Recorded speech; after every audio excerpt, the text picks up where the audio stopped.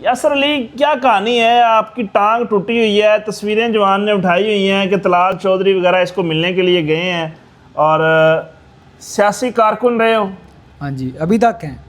नून league के? अभी भी नून लीग के कारकुन हैं नून लीग के कारकुन है जी।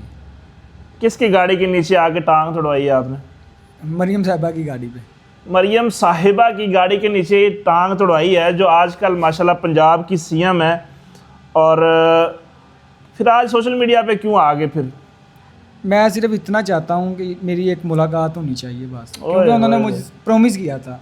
मुलाकात तो बाद की बात है, पहले ज़रा मुझे वो कहानी सुनाओ कि कैसे मरियम की गाड़ी के नीचे आए, कैसे उनके लिए वर्किंग करते रहे, अंधाधुंध काम करते रहे और आज जो है ना वो उनकी आंखों के सामने से जो है ना गायब हो।